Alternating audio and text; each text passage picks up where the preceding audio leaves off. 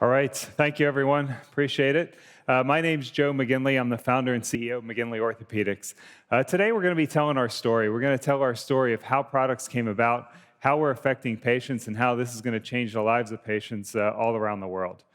I'm going to tell this story relative to one of my hobbies, which is mountaineering. And last year when I gave this presentation, we talked about what I was going to do. I went to Everest this past year, and if you followed that, it was the worst year on record as far as deaths, injuries, pretty much everything else. They had 200 air rescues from about 21,000 feet. However, we got halfway up, saw all this chaos, and decided to turn around. So that's where precision counts and mistakes matter. You have to be able to recognize the problem, address the problem, even under extenuating circumstances. So our company, McGinley Orthopedics, is focused on precision. Mistakes on a mountain, that can lead to death or injury. We saw it firsthand. We saw people making poor decisions and continuing to move on. Mistakes in surgery can have the exact same consequences. And these aren't intentional consequences. These are, essentially unintended. You have products, you have technologies out there, you've been used to using them. You think that's all that's available. We're here to change that story, and we're here to make that the history of medicine. A little bit of a summary of our company. These are just some of the results. We are engineering-based. My background's engineering. A lot of our company was founded with engineers. We have 135 issued and pending patents already. Think about that. We're a small startup, early revenue, 135 patents. We have 5 products on the market, 2 product families, but essentially 5 products overall. We are vertically integrated. We have in-house engineering. We have manufacturing. We're able to prototype and produce in less than a week. We're FDA registered as far as our production facility. So we can easily take an idea, sketch it out on a napkin, go down to our production facility, and create that idea in real time. We have about 6 additional products in the pipeline, several others beyond that, given that patent portfolio we have. Okay, now let's get a little bit closer as far as what we're working on. This is common in orthopedics, believe it or not. These are everyday orthopedic surgeries. So we looked at it and said, what's the actual problem? Well, the problem is right now surgeons, if you have a broken bone and they're putting hardware in place, they're using technology that hasn't changed really in decades, really since the 1960s and 70s. They're using power tools that are less advanced than what you find at the hardware store. So that results in problems, that results in mistakes. And if you look at it in various ways, we did a survey of surgeons at one of the trade shows. Hundreds of surgeons participated. And we asked them, in the past 6 months, have you had hardware placed in the wrong location? Believe it or not, 53% said, yes, I remember hardware being placed in the wrong spot. This resulted in a change we had to perform on this patient. Okay, that's fine. What about objective data? What about published studies? There's numerous published studies out there that show, believe it or not, this is correct information if you Google it, 1 in 5 surgical screws are misplaced. That's either too long or too short. Think about that in any other industry. If any product in this room had a 1 in 5 error of the screw being placed, would you sit in that chair? Would you use that table? Would you fly in that airplane? Would you drive that car?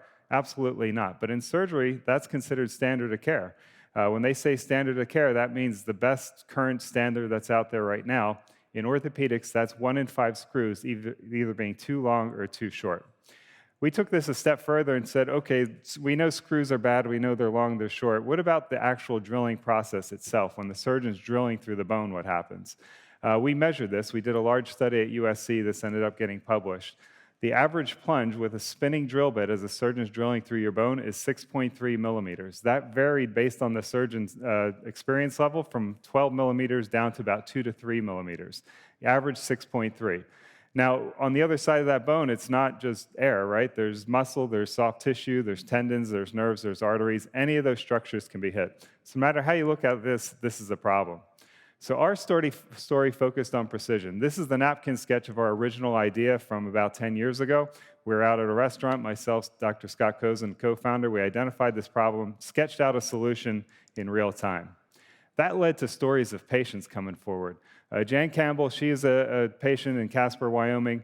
She had a screw that was too long. This was her x-ray. Those screws, believe it or not, were 2 centimeters too long in her leg. Every step she took from, this is a routine fracture, tibial plateau fracture, every step she took, she can feel the muscle tearing across those screws. She had this in place for over a year until we identified it. We found a surgeon for her to get those out, but that's it. This story shouldn't have occurred.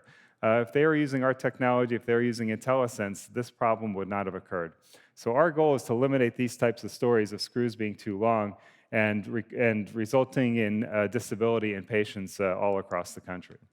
Our solution is handheld robotics. Very simple concept, taking sensor technology, embedding it in the power tools. Everyone in this room has a smartphone on them, I assume. That's embedded technology, that's sensor embedded technology. We're just used to it. Anything in our life right now has sensors in it. You know, we have Alexa, we have Siri, we have all these other technologies, that's sensor embedded.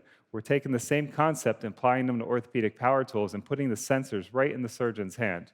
With the IntelliSense, you can sense while you're drilling in real time, you get instantaneous feedback.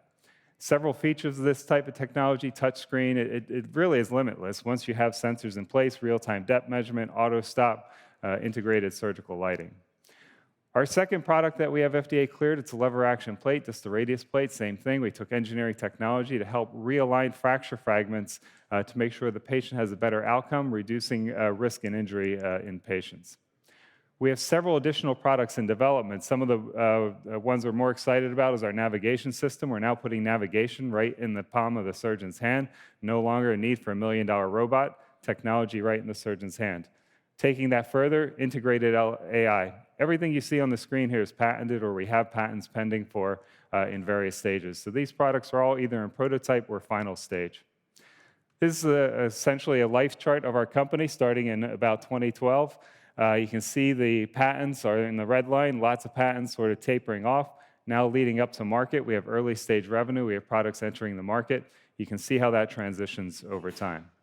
Part of that was we got listed on a GPO with Vizient, so that's increasing our sales as we speak. We got listed as an innovative technology, went through a whole evaluation process with them. That was great. That gives us much easier access to hospitals, reassures the hospitals on pricing, and that this technology is beneficial to their patient.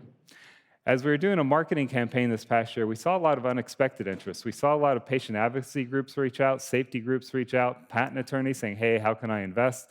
And then malpractice attorneys, both investing and saying, how can we help our clients, how can we help our customers reduce future injury? So because of this, we sort of saw where the market is going. It's being patient-driven, believe it or not. Patients are asking for this. They call our office every day, say, which surgeons are using this? Who in my area can I go to use these particular products? That's new. Whoever thought of a power tool as a patient-driven product in medicine? We're seeing that because it's not a power tool. It's handheld robotics. It's making a difference in their care and their outcome. This is a snapshot of the market. This is a $2.7 billion market just for the IntelliSense handheld robotics. We are early stage revenue. We have over 2,000 cases in the OR so far. We're expecting an average of about 100% growth year over year for the next several years. Potential exit, if you look at comparables in this market, it's about $600 million to $1 billion is approximate estimate based on what we see with other companies out there. States in yellow are locations where we're already at, and the various colors of gray where we're entering or expect to be entering within the next year. We have interest really across the entire country in the United States. This is our milestones. This is a fun chart. As you know, as a CEO running a company, you sort of miss the day-to-day sometimes because you're just into it. But when you graph it out on a chart, it's pretty impressive to see how this came about. Our company is ISO certified. We actually have aerospace manufacturing certification in the United States. We're FDA registered. We have in-house engineering, quality systems, finance, marketing. We sort of built this over time to have a strong stability and strong presence. We have raised over $27 million to date to get us on the market and to get us to the future as far as we're going, currently debt-free and looking for growth in the coming years. Exit strategy, acquisition, partnership in the market for a sales team, that's what we're looking for. That's what we're speaking with right now. We've engaged STS Capital, and we're looking to head in that direction in the coming years.